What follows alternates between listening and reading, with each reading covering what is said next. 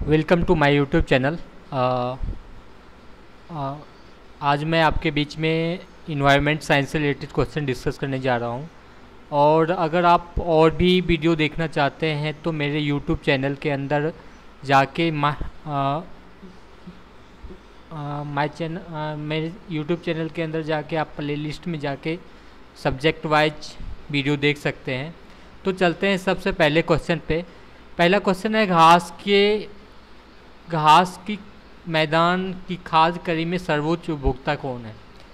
तो हमको पता है कि जो एनर्जी ऊर्जा बनाती है वो होती है आपका पेड़ पौधे, घास, ये ऊर्जा बनाती है। उसे खाती है कौन? शाकाहारी जीव जंतु उसे खाते हैं। फिर उस शाकाहारी जीव जंतु को कौन खाते हैं? मांसाहारी जीव जंतु खाते हैं। तो सबसे ऊपर क्या आ जाता है? मांसाहारी आ जाता है। तो इसका आंसर क्या हो जाएगा? इसका आंसर हो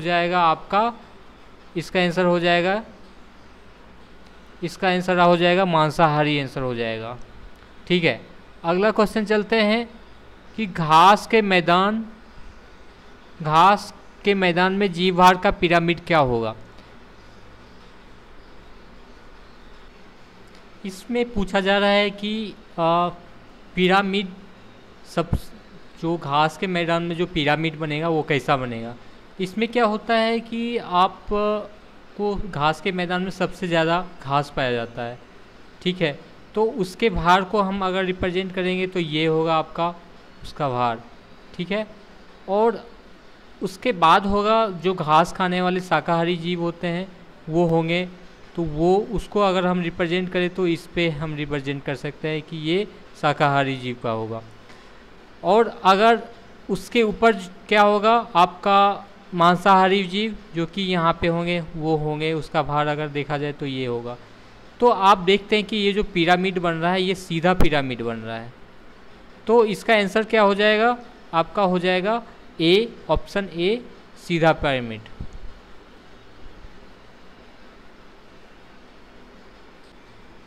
अगला क्वेश्चन है कि निम्नलिखित में से कौन सा प्राथमिक या मूल उत्पादक है? इसमें 4 ऑप्शन है। चारों में से आप देख सकते हैं 3 जो हैं जीव जंतु हैं और एक ही है वो जो घास है। तो जो कि मतलब घास हमें पता है कि सबसे प्रकाश संश्लेषण क्रिया करता है और वो प्रकाश से एनर्जी लेता है और उसके बाद फिर उसे एनर्जी को कंजर्व करता है, खाना बनाता है। तो एक ही ऑप्शन है इसमें, सी, घास। अगला क्वेश्चन है, जैवमंडल में कार्बन डाइऑक्साइड निकाल दी जाए तो सर्वप्रथम कौन से जीव प्रभावित होंगे? तो कार्बन डाइऑक्साइड का यूज़ करने वाला होता है सबसे पहले प्राथमिक उपभोक्ता यूज़ करते हैं जो कि घास होते हैं, पेड़ पौधे होते हैं। तो अगर हम कार्बन डाइऑक्साइड जीव मंडल से निकाल दिया जाए तो इसका जिस पे सबसे ज़्यादा प्रभाव पड़ेगा वो पड़ेगा प्राथमिक उत्पादक पे पड़ेगा। इसमें ऑप्शन डी आंसर सही होगा, प्राथमिक उत्पादक।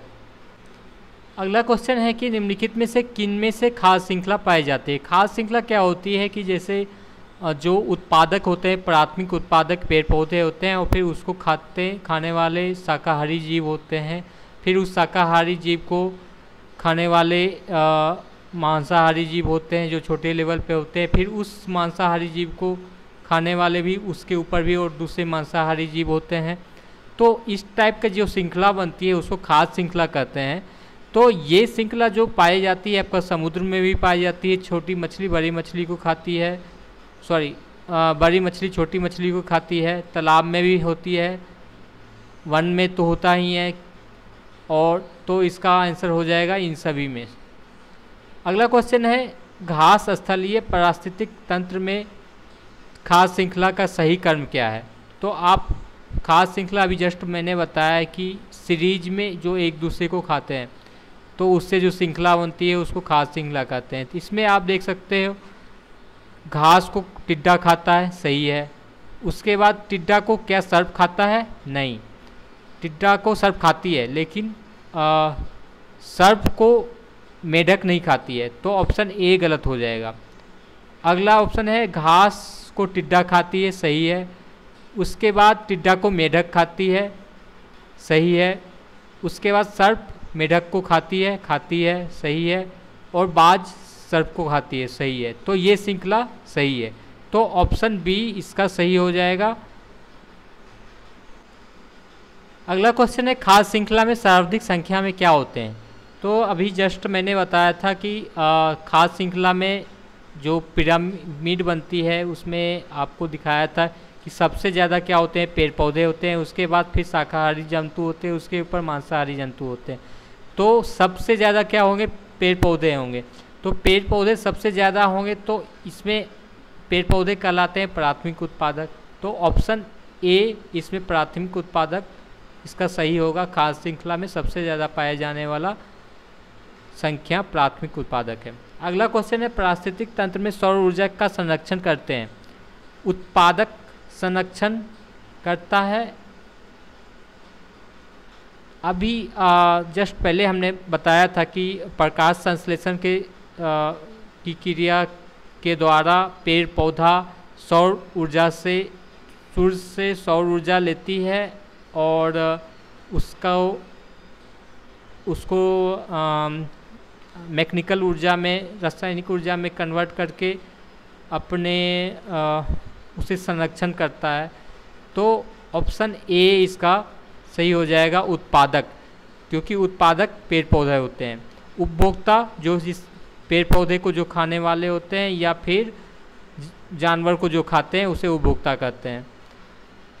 तो इसमें क्या हो जाएगा, ऑप्शन ए सही हो जाएगा। सौर ऊर्जा का संरक्षण करने वाला उत्पादक होता है। अब अपघटनकर्ता नहीं होगा। अपघटनकर्ता क्या होता है कि जो मरे हुए जीव जंतु होते हैं या मरे हुए पेड़ पौधे होते हैं जो सूख जाते हैं, उनको नष्ट करने के लिए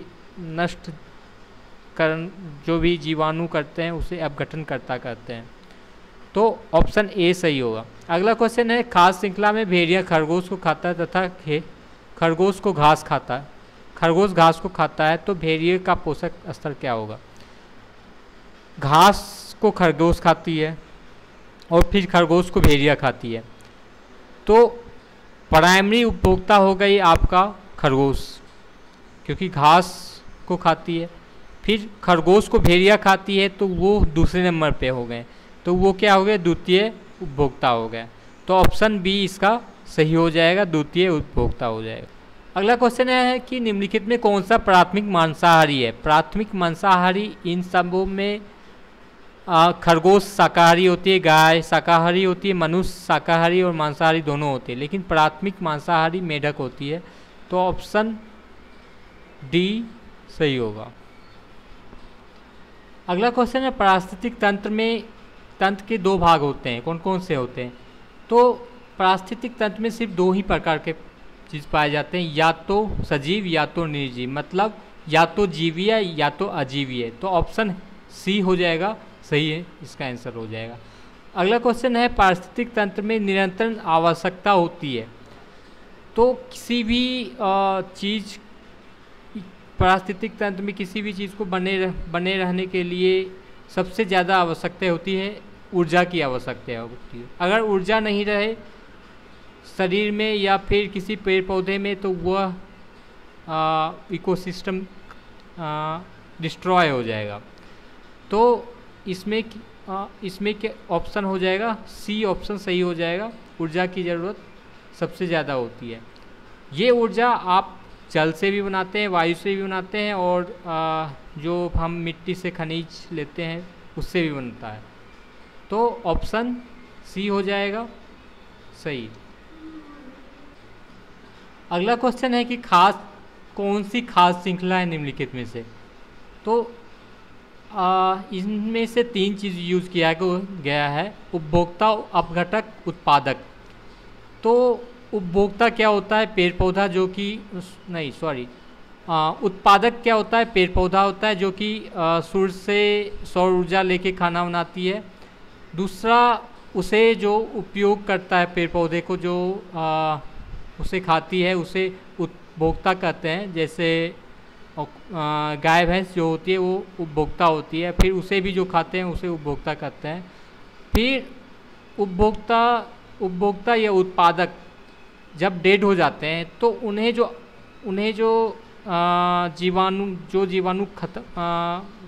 जीवाणु कीटाणु ख़त्म करते हैं, कवक जो होते हैं वो ख़त्म करते हैं, मतलब उसे डिस्ट्रॉय करते हैं, तो उसे अपघटक करते हैं।